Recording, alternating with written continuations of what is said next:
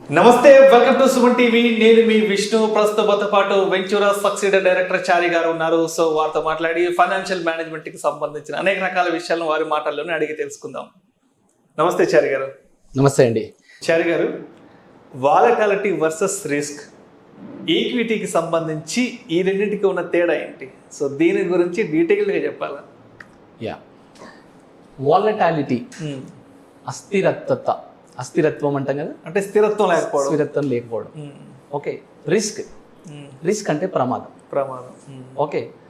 ఈక్విటీకి సంబంధించినంత మటుకు వాలటాలిటీ అంటే ఏంటంటే, మీరు ఎప్పుడైనా రోలర్ కోస్టర్ ఎక్కారా? అప్స్ అండ్ డౌన్స్ ఉంటాం. సో రోలర్ కోస్టర్ రైడ్ అనేది అస్థిరత్వం, వాలటైల్. సో అది అప్స్ అండ్ డౌన్స్ ఉంటుంది. ఓకే. ఇప్పుడు రోలర్ కోస్టర్ ఎక్కిన తర్వాత మధ్యలోకి వెళ్ళి ఆ స్పీడ్కి భయపడి దూకేస్తాను అని దూకారనుకోండి, దాన్ని ప్రమాదం అంటారు. That is called risk. This is the difference between volatility and risk. Okay.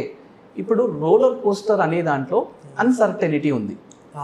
Uncertainty roller కోస్టర్లో కూడా ఉంది. అలాగే మార్కెట్లో కూడా అన్సర్టెనిటీ ఉంది. డెఫినెట్గా. అన్సర్టెనిటీ అంటే ఏంటి? వాలటైల్, ఇంక్రీజ్ అవ్వడం, డిక్రీజ్ అవ్వడం, అది నేచర్ ఆఫ్ ది మార్కెట్. అలాగే మనలో కూడా అన్సర్టెనిటీ ఉంది. మనలో అన్సర్టెనిటీ ఉంది కాబట్టి మధ్యలో దూకేసాం. ఓకే.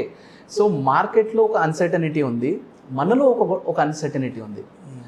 మార్కెట్లో ఉన్న అన్సర్టెనిటీని వాలటాలిటీ అంటాము, మనలో ఉన్న అన్సర్టెనిటీనే రిస్క్ అంటాం. చాలా మంది ఏమనుకుంటారంటే మార్కెట్లో రిస్క్ ఉంది అనుకుంటారు. రిస్క్ ఉంది మార్కెట్లో కాదండి, మనలో. రైట్. ఫస్ట్ ఆఫ్ ఆల్, ఇంకొంతమంది ఏమనుకుంటారంటే గ్యారంటీడ్ ప్రోడక్ట్స్ ఉన్నాయి కదా, FDs, RDs, post office, PPF, employee provident fund, LIC పాలసీలు, ఇవన్నీ గ్యారంటీడ్. 100% గ్యారంటీడ్. ఇప్పుడు అసెట్ క్లాస్ ఉంది. Equity, mutual funds, real estate, gold, ఇవన్నీ అసెట్ క్లాస్లోకి వస్తాయి. యూలిప్ ప్లాన్స్ ఇవన్నీ. ఇప్పుడు రిస్క్ ఎక్కడుంది అని మేము అడిగినప్పుడు ఏం చెప్తారంటే అసెట్ క్లాస్లో రిస్క్ ఎక్కువ ఉంది అంటారు. ఓకే. ఫస్ట్ ఆఫ్ ఆల్ ఈ రెండింటికి డిఫరెన్స్ తెలుసుకోవాలి. రిస్క్ ఎక్కడ ఎక్కువ ఉంది, బేసిక్ లెవెల్స్ ఆఫ్ రిస్క్ ఎక్కడ ఎక్కువ ఉంది, అది మనం తెలుసుకోవాలి. దీనికి ఒక ఎగ్జాంపుల్ చెప్తాను మీకు. ఇప్పుడు నేను మీకు ఇవాళ ఒక 100 రూపీస్ ఇస్తాను, ఒక 1000 రూపీస్ ఇస్తాను. ఈ రెండిట్లో ఏది తీసుకుంటారు మీరు? 1000 రూపీస్ తీసుకుంటాను. 1000 రూపీస్, ఎందుకంటే అది ఎక్కువ ఉంది, చూడడానికి ఎక్కువ ఉంటుంది, ప్లస్ ఇప్పుడు వాల్యూ ఎక్కువ ఉంది కూడా ఉంది. నేను ఏం చేస్తానంటే ఈ 100 రూపీస్ని 20 years బ్యాక్, మిమ్మల్ని 20 years బ్యాక్ తీసుకెళ్ళి 1999లో ఇస్తాను ఈ 100 రూపీస్. ఇప్పుడు ఇవాళ 1000 తీసుకుంటారా, 20 years బ్యాక్ వెళ్ళి 100 తీసుకుంటారా? 20 years బ్యాక్ 100 తీసుకుంటారు. 100 తీసుకుంటారు. ఎందుకంటే అప్పట్లో 100 అనేది చాలా పెద్ద అమౌంట్. ఇప్పుడులో 1000 కంటే అప్పుడు ఎక్కువ. రైట్. ఇప్పుడు క్వశ్చన్ని కొంచెం చేంజ్ చేస్తాను. ఇవాళ 1000 grams గోల్డ్ ఇస్తాను నేను 1000 రూపీస్ ప్లేస్లో. 20 years బ్యాక్ వెళ్ళి 99లో 100 grams గోల్డ్ ఇస్తాను. ఇప్పుడు ఏం తీసుకుంటారు? ఇప్పుడు ఈ 1000 grams గోల్డ్ తీసుకుంటా, ఎందుకంటే దీనికి వెయిటేజ్ ఎక్కువ ఉంది, మార్కెట్ వాల్యూ ఎక్కువ ఉంది. ఇప్పుడున్న 1000 తీసుకుంటారు. ఓకే. నేను కరెన్సీలో మాట్లాడినప్పుడు మీరు ఏం చేస్తారంటే పాత 100కి ప్రిఫరెన్స్ ఇచ్చారు. ఇప్పుడు నేను గోల్డ్ కన్వర్ట్ చేసేసరికి లేటెస్ట్ గోల్డ్ కన్వర్ట్ చేస్తున్నారు. అక్కడ కరెన్సీ 10 times గ్రోత్ ఉంది, గోల్డ్ కూడా 10 times గ్రోత్ ఉంది. బట్ స్టిల్ మీరు ఈ చేంజ్ ఎందుకు జరుగుతుంది? వాట్ ఈస్ ద డిఫరెన్స్ అంటే కనుక కరెన్సీ ఫామ్లో ఇన్వెస్ట్మెంట్ చేసినప్పుడు, ఓకే, ఫర్ ఎగ్జాంపుల్ ఎఫ్డి తీసుకోండి. కరెన్సీ ఫామ్లో ఇన్వెస్ట్మెంట్ అవుతుంది.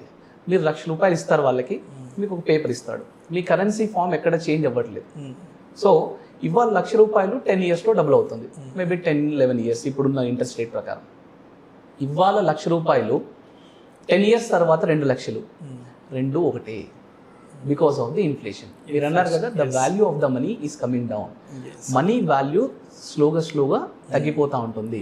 సో మీరు కరెన్సీ ఫామ్లో ఇన్వెస్ట్ చేసిన ఏ ప్రోడక్ట్లో అయినా సరే మనీ గ్రోత్ ఉంటుంది. ఈ ప్రోడక్ట్స్ అన్ని మంచి ప్రోడక్ట్సే, ఎఫ్డీస్, ఆర్డీస్, పీపీఎఫ్ అన్ని మంచి ప్రోడక్ట్సే. కానీ ఇందులో మనీ మీరు ఇన్వెస్ట్ చేస్తున్నప్పుడు మీరు దాన్ని ఇన్వెస్ట్మెంట్ అన్నారు, దాన్ని సేవింగ్ అంటారు. ఎందుకంటే ఇవాళ 1,00,000, 10 years తర్వాత 2,00,000, రెండు ఒకటి కాబట్టి.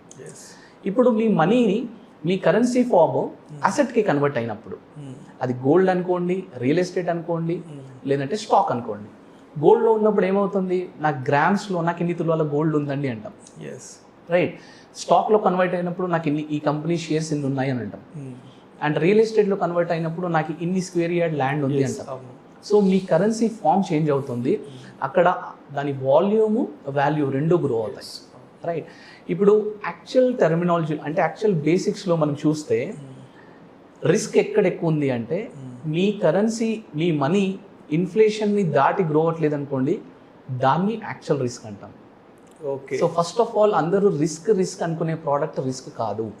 So you are converting your money. కావాలంటే మీరు 20-25 ఇయర్స్ బ్యాక్ ఇన్వెస్ట్ చేసిన ప్రతి ఒక్కరిని చూడండి, లాంగ్ టెన్యూర్కి ఎల్ఐసి పాలసీలు, ఎఫ్డీలు, ఈ పోస్ట్ ఆఫీస్ సేవింగ్స్ వీటన్నిటిలో ఇన్వెస్ట్ చేసిన వాళ్ళు ఇవాళ ఎక్కడ ఉన్నారు, ఆ టైంలో రియల్ ఎస్టేట్లు గోల్డ్ కొనుక్కున్న వాళ్ళు ఇవాళ ఎక్కడ ఉన్నారు, you can clearly observe, right?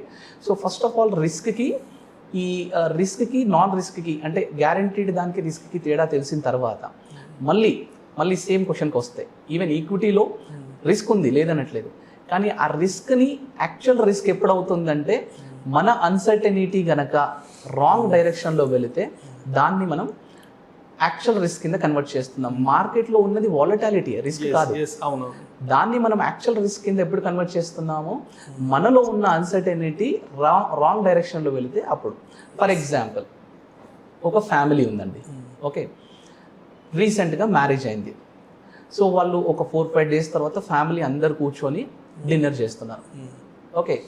సడన్గా కొత్తగా మ్యారేజ్ అయిన అమ్మాయి ఏం చేసిందంటే కిచెన్లోకి వెళ్ళిన తర్వాత అక్కడ పెద్ద సౌండ్ వచ్చింది. ఆ సౌండ్ రాగానే ఆమె కేక వినగానే వీళ్ళందరూ చాలా టెన్షన్గా భయపడి, అంటే మ్యారేజ్ అయిన కొత్తగా కిచెన్లోకి వెళ్ళి సౌండ్ అంత పెద్దగా అరిచింది అంటే కంగారు పడిపోయి అందరూ డిన్నర్ చేస్తున్న వాళ్ళందరూ పరిగెత్తుకుంటూ కిచెన్లోకి వెళ్ళిన తర్వాత చూస్తే అక్కడ ఒక కాక్రోచ్ ఉంది, ఓకే. సో అందులోంచి ఫ్యామిలీలోంచి ఒక చిన్న బాబు ఏం చేశాడంటే వచ్చి ఆ కాక్రోచ్ని ఇలా పట్టుకొని తీసి బయట వేసాడు.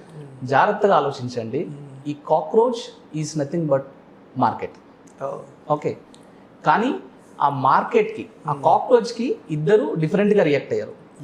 ఒకరేమో అరిచారు, ఒకరేమో చిన్న బాబు అయినా హ్యాండిల్ చేశారు, ఓకే. సో మార్కెట్ అనేది అందరినీ ఒకేలాగా ట్రీట్ చేస్తుంది, మార్కెట్ అనేది ఎవరినైనా భయపెట్టడానికి ట్రీట్ చేస్తుంది, కానీ ఎవరు దానికి ఎలా రియాక్ట్ అవుతున్నారు అనేదే క్వశ్చన్.